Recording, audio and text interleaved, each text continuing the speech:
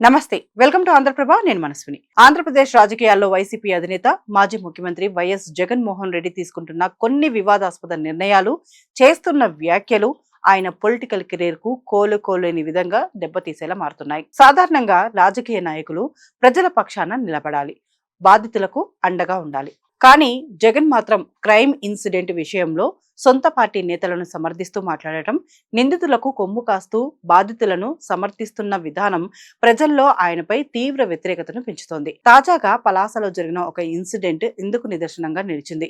మాజీ మంత్రి సిదిరి అప్పలరాజు కుమారుడు బైక్ తో ఢీకొట్టడంతో గొర్రెల కాపరి దానయ్య మరణించాడు.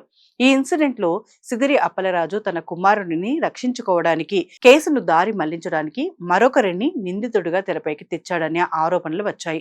దీనిపై యాదవ సంఘాలు తొలి నుంచి తీవ్ర ఆగ్రహంతో ఉన్నాయి. ఇలాంటి క్లిష్ట సమయంలో బాధితుడికి న్యాయం చేయాలని డిమాండ్ చేయాల్సిన జగన్ మంగళవారం తన విశాఖ పర్యటనలో సిదిరి అప్పలరాజుకు అనుకూలంగా వ్యాఖ్యలు చేయడం పొలిటికల్ సర్కిల్స్ లో పెద్ద దుమారం రేపింది.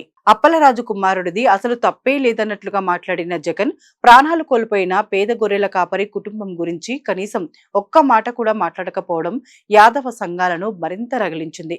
నిజంగా ఎంత దారుణంగా ఉంది ప్రభుత్వం అంటే, మన ప్రభుత్వంలో మంత్రి సిదిరి అప్పలరాజు మత్స్యకార మంత్రి మన ప్రభుత్వంలో ఈ రోజు మత్స్యకారులను చంద్రబాబు నాయుడు ప్రభుత్వం ఎంత దారుణంగా హింసిస్తా ఉంది అంటే, చిన్న ఎగ్జాంపుల్ ఆ సిదిరి అప్పలరాజు కథ వింటే, సిదిరి అప్పలరాజు కొడుకు 18 ఏళ్ల పిల్లోడు. సిదిరి అప్పలరాజు డాక్టర్, పలాస ఎమ్మెల్యే, మంత్రి, ఫిషింగ్ మంత్రి మన ప్రభుత్వంలో. సిదిరి అప్పలరాజు కొడుకు 18 ఏళ్ల పిల్లోడు. బైకు తోలుతా ఉండి కర్మవశాత్తు బైకు తోలుతా ఉండి ఎవరిలో గుద్ది బైకు తోలుతా ఉండి ఒక మనిషి చనిపోయాడు. యాక్సిడెంట్లు అవుతా ఉంటాయి, చేసింది నేను కరెక్ట్ అని నేను చెప్పను. బట్ ఆ పిల్లోడు 18 ఏళ్ల పిల్లోడు బైక్ తోలుతా ఉండి ఆ పిల్లోడికి ఏం తెలుస్తుంది? ఒకసారి జరుగుతాయి. జరిగినప్పుడు నువ్వేం చేస్తా ఉన్నావు? ప్రభుత్వం ఏం చేసిందో తెలుసా? ఆ సిదిరి అప్పలరాజు కొడుకును మర్డర్ కేసులో హోమిసైడ్ సెక్షన్ పెట్టి ఇరికించాలని ప్రయత్నం చేసింది. నిజంగా ఈ ప్రభుత్వం మానవత్వం ఉందని అడుగుతా ఉన్నా. చివరికి జడ్జి తప్పులు బట్టి ఏం సెక్షన్ పెడతానారయ్యా మీరు? 18 ఏళ్ల పిల్లోడి మీద మర్డర్ కేసు ఏంది పెట్టడము? అరే యాక్సిడెంట్ అయ్యింది, తప్పు జరిగింది, అది మర్డర్ కేసు పెట్టడం ఏందయ్యా అని చెప్పి జడ్జు తిట్టి సెక్షన్ మార్పించింది. అంటే ఎంత దారుణంగా జరుగుతా ఉందని ఆలోచన చేయమని అడుగుతా ఉన్నా. జగన్ సిదిరి తీరును నిరసిస్తూ పలాసలో యాదవ సంఘాలు భారీ ఎత్తున రోడ్డెక్కి ఆందోళన చేపట్టాయి. రోడ్డుపై బైఠాయించి నిరసన ప్రదర్శనలు నిర్వహించాయి. ఈ పేదవాడి ప్రాణం కంటే తమ పార్టీ నేతల ప్రయోజనాలే ముఖ్యమన్నట్టుగా జగన్ వ్యవహరించడం ఆయన లీడర్షిప్ క్వాలిటీస్ ను ప్రశ్నించేలా చేస్తుంది. ఇలాంటి ఇన్సిడెంట్ వల్ల క్షేత్రస్థాయిలో ఉండే బలమైన సామాజిక వర్గాలు వైఎస్ఆర్ కాంగ్రెస్ పార్టీకి శాశ్వతంగా దూరం అయ్యే ప్రమాదం ఉంది. ప్రజాస్వామ్యంలో ఓటు బ్యాంకుగా ఉన్న వర్గాలను ఇలాంటి అనాలోచిత వ్యాఖ్యలతో దూరం చేసుకోవడం జగన్ పొలిటికల్ ఫ్యూచర్ కు తీవ్ర నష్టం కలిగిస్తుంది. జగన్ ఇలా క్రైమ్ ఇన్సిడెంట్స్ ను లైట్ తీసుకోవడం, నిందితులను వెనకేసుకురావడం ఇదే మొదటిసారి కాదు. గతంలో సొంత చిన్నాన్న వైఎస్ వివేకానందరెడ్డి అత్యంత ఘోరంగా హత్యకు గురైన కేసులోనూ ఆయన ఇలాంటి వైఖరిని అవలంబించారు. ఈ కేసులో ప్రధాన నిందితుడిగా ఆరోపణలు ఎదుర్కొంటున్న వైఎస్ అవినాష్ రెడ్డిని కాపాడటానికి జగన్ అప్పట్లో అధికార యంత్రాంగాన్ని, తన పొలిటికల్ పవర్ ను పూర్తిగా ఉపయోగించారనే టాక్ ఉంది. పులివెందుల అసెంబ్లీకి నామినేషన్ వేసేందుకు వచ్చిన సందర్భంలో నిర్వహించిన బహిరంగ సభలో జగన్ మాట్లాడుతూ వైఎస్ అవినాష్ ఏ తప్పు చేయలేదని తాను బలంగా నమ్మానని, అందుకే అతనికి మళ్లీ ఎంపీ టికెట్ ఇచ్చానని బహిరంగంగానే ప్రకటించారు. అంతటితో ఆగకుండా అవినాష్ తమ అందరికంటే చిన్న పిల్లవాడని, అటువంటి పిల్లాడి లైఫ్ నాశనం చేయడానికి పెద్ద పెద్ద వాళ్ళంతా కుట్రలు చేస్తున్నారంటూ సెంటిమెంట్ రగిల్చే ప్రయత్నం చేశారు. ఒకవైపు సొంత చిన్నాన్న దారుణ హత్యకు గురైతే ఆ కేసులో సిబిఐ ఇన్వెస్టిగేషన్ ఎదుర్కొంటున్న వ్యక్తిని చిన్న పిల్లాడు, అమాయకుడు అని సంబోధించడం ప్రజలను విస్మయానికి గురిచేసింది. వివేక హత్య కేసు విషయంలో అవినాష్ అడిగిన ప్రశ్నలకు సరైన సమాధానం చెప్పలేని వారంతా ఈ చిన్న పిల్లవాడిని దూషిస్తున్నారని, అసలు వీరందరూ మనుషులేనా అంటూ జగన్ ప్రశ్నించడం ఆయన పొలిటికల్ అపరిపక్వతను చూపిస్తుంది.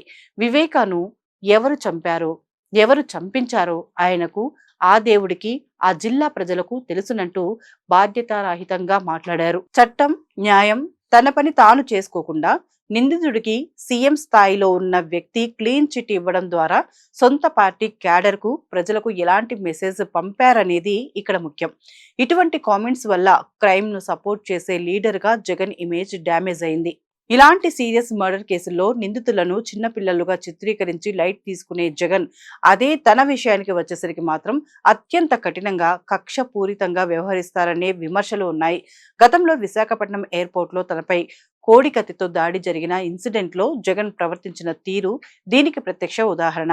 ఆ ఇన్సిడెంట్స్ లో నిందితుడిగా ఉన్న యువకుడిని 5 ఏళ్లకు పైగా జైల్లోనే ఉంచేలా చేశారు. ఆ కేసులో ఎలాంటి ప్రాణ నష్టం జరగకపోయినా జస్ట్ ఒక చిన్న గాయమే అయినా ఆ నిందితుడిని మాత్రం జగన్ ఎప్పుడూ చిన్న పిల్లాడిగా చూడలేదు.